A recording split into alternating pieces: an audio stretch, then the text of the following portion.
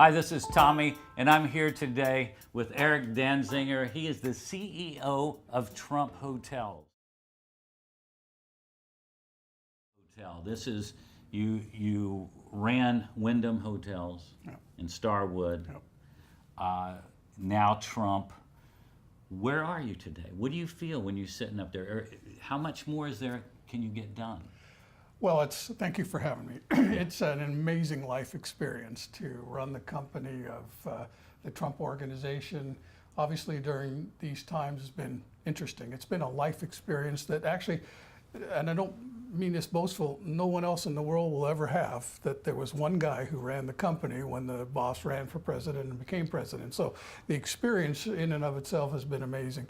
And I have been very, very fortunate to have an incredible career, mostly due to good mentors and good luck and good hard work. I don't think, there's nothing I've ever done or said that was worth listening to or saying that was awesome.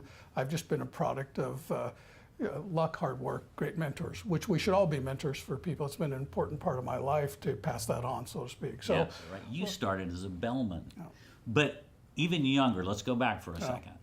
Was this your dream? What was your dream? Yeah, I don't know that I had dreams about what I wanted to be as young. I mean, my dream was always, listen, my parents were immigrants. They came to the United States. They became citizens. They worked hard. They learned English. They wanted to provide a great opportunity for their children, having to flee Germany. They wanted a different kind of life for their kids. So I learned work ethic. So what I did know I wanted to do was work. I knew I wanted to. So I mean, I was mowing grass, paper boy, working at McDonald's, all the things that kids do in that era anyway. Sure. Once I started in the hotel business, and how I got there, by the way, was a bunch of the German immigrants worked at the Fairmont Hotel in San Francisco, mostly in banquet business and catering business. And so when that group all got together, I just hear stories about the Fairmont and their work. And listen, you just have to walk in and, to the Fairmont in 1971. It was the grandest hotel in the world. And I'm this young kid, 17 years old, looking around saying, oh my God, just to work here would be incredible. Yes. And they hired me. It was $420 a month. And they paid me on a monthly salary, so I didn't join the union, which was a big deal in San Francisco then. Anyway, but I knew at that moment that was the business for me. It's got in my blood. It was exciting every day. There's thousands of people coming in, thousands of people going out. Back in those days, there were departments that washed money, so we only gave, coins that were completely clean, dollar bills that were ironed. So Really? that whole thing was just really amazing and exciting, and what I'm most proud about, and I hope anyone listening takes seriously the fact that this pay it forward thing is a real deal, about take care of people, help people do more than what they think they can do. There are something along the lines of 2,000 general managers in hotels around the world today that were not general managers that worked for me.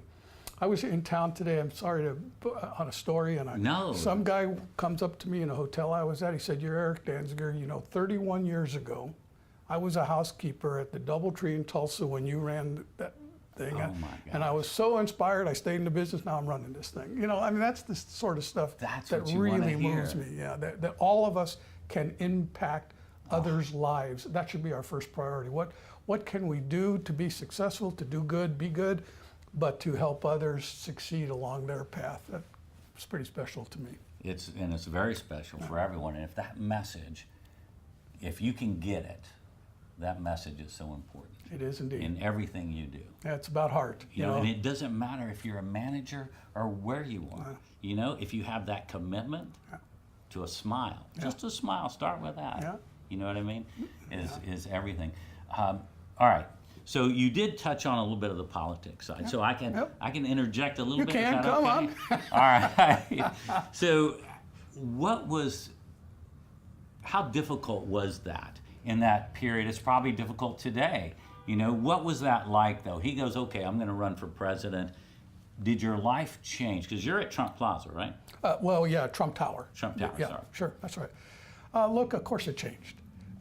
Number one, the office came under the protection of the Secret Service. We have like 30 of those guys there outside in front of Trump Tower. There's either blockades or 8 or 10 SWAT guys, so the building changed, and that changed people's access to us and how we had to deal with that.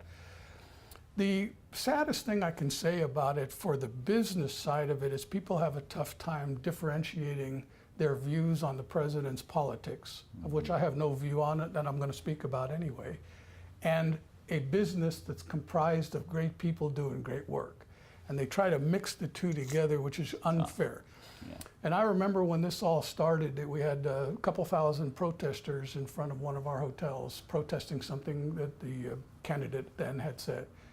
And I gave an interview to the New York Times, and I just said, supposedly I believe these people are out here protesting to get some sort of message to the candidate. He's not going to get the message. And meantime, what they're doing in terms of trying to say they speak for the people is they're killing the people who are the bellman and the room service waiter and the housekeeper who are inside that building. So it's been one of the most difficult parts is to get people to differentiate, whether or not at the very beginning we lost some customers who wanted to express an opinion. That's come around, by the way, but so that part is tough. What I'm most proud about through this process of his presidency, again, politics aside, is we haven't lost people who work for the company. And that's the real sign of how a company is. Yes. They are valued, they're appreciated, they are loyal, and they get that in return. And I'm very pleased. But it's been the hardest job I've ever had, and I have had a lot of hard jobs. But obviously this one has complexities unlike anything else out there today. And you voted for him? No, I'm just kidding. I wouldn't take you down that path. But here's the question. How involved was Donald Trump, pre-president, with Trump Hotels? Yeah. And post? So post, not at all. So the Chinese wall, so to speak, is politics and the business. Oh, so that's right.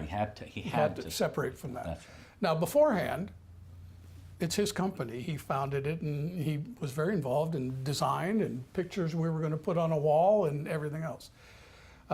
His kids, who are just the most fantastic people in the world, there's my plug, not politics, are very involved in it, and they always were, and they certainly still are. But we are sort of, the contact we have with the president, if he's eaten in our restaurant in our hotel in Washington, that's it. Right. So do you find it more difficult today to run the company versus it was before he threw his hat in the ring? Yeah. I mean, it has all of these complexities. Yeah. And even in doing a new hotel, and I'm sort of a deal junkie. I like doing hotels. I've probably done 4,000 or 5,000 hotels around the world. But because the boss is president, or the former boss, the founder was president, if you want to do a hotel with us and you have a lot of money and all that, I still have to vet you through an ethics committee and a business review committee. Mm-hmm. So that's just an example of the complexities that don't exist in any other company. Right. Because the founder is the president. All of a sudden you got all these other issues. And yep. I mean, if you listen to the news today, they don't think any of that vetting's going. Nobody sees all of that. Right. They just go, and we won't get into all that, but right. I could see the difficulties of that. And the one thing that I've gotten out of this whole interview, and the most important thing I think for the viewers is commitment, heart, and it's about hospitality and taking care of the people. They're number one. It is all, well, start by taking care of the employees. You know, one way that I do that is I have never forgotten that I was a bellman. And that's the way in which a leader, because I don't believe in managing. I believe in leading. That's what leaders are supposed to do, not manage process, but lead people. So never forget where you came from, that you aren't all that. Nobody's all that. Right. So start with recognizing and touching the people who are actually delivering that genuine hospitality to the people, because it isn't hard to figure out if you do it to them, it's reasonable to expect they will do it for others. So that's our job as leaders. What a day. It's been fantastic, My Eric. pleasure. Thank you so much, and thanks for sharing your story. Thank you. It's been so important. We really appreciate it. Until next time, I'm Tommy Habeeb.